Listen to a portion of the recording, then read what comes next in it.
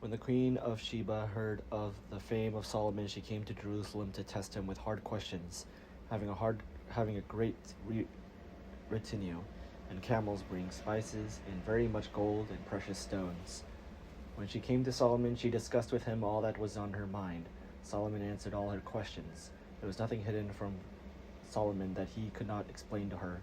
When the queen of Sheba had observed the wisdom of Solomon, the house that he had built, the food of his table, the setting of his officials, and the attendance of his servants, and their clothing, his valets, and their clothing, and his burnt offerings that he offered at the house of the Lord, there was no more spirit left in her. So she said to the king, "The report was true that I heard in my own land of your accomplishments and of your wisdom, but I did not believe the reports until I came and my own eyes saw it. Not even half of the greatness of your wisdom had been told to me. You are far surpassed the report that I heard. Happy are your people, happy are these servants, who continually attend you and hear your wisdom. Blessed be the Lord your God, who has delighted in you and set you on his throne as king for the Lord your God, because your God loved Israel and would establish them forever.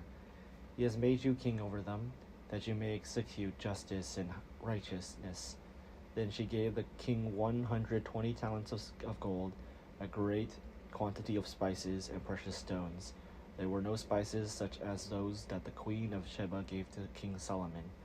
Moreover, the servants of Hiram and servants of Solomon, who brought gold from Ophir, from algum wood, and precious stones. From the algum wood the king made steps for the house of the Lord and for the king's house, lyres also, and harps for the singers. There never was seen the like of them before the land of Judah. Meanwhile, King Solomon granted the queen of Sheba every desire that she expressed, well beyond what she had brought to the king. Then she returned to her own land with her servants.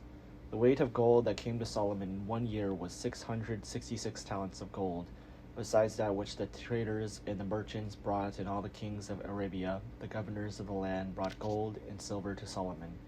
King Solomon made 200 large shields of beaten gold. 600 shekels of beaten gold went into each shield. She made 300 shields of beaten gold. 300 shekels of gold went into each shield, and the king put them the house of the forest of Lebanon. The king also made a great ivory throne and overlaid it with pure gold. The throne had 6 steps and a footstool of gold, which were attached to the throne, and on each side of the seat were armrests, and 2 lions standing beside the armrests, while 12 lions were standing, one on each step on the 6 steps. The like of it was never made in any kingdom. All King Solomon's drinking vessels were of gold, and all the vessels of the house of the forest of Lebanon were of pure gold. Silver was not considered as anything in the days of Solomon. For the king's ships went to Tarshish with the servants of Hiram. Once every 3 years, the ships of Tarshish used to come bringing gold, silver, ivory, apes, and peacocks. Thus King Solomon excelled all the kings of the earth in riches and in wisdom. All the kings of the earth sought the presence of Solomon to hear his wisdom, which God had put into his mind. Every one of them brought a present, objects of silver and gold, garments, weaponry, spices, horses, and mules, so much year by year. Solomon had 4,000 stalls for each horses and chariots, and 12,000 horses which he stationed in the chariot cities and with the king in Jerusalem. He ruled over all the kings from the Euphrates to the land of the Philistines and to the border of Egypt. The king made silver as common in Jerusalem as stone, and cedar as plentiful as the sycamore of the Shephelah. Horses were imported for Solomon from Egypt and from all lands.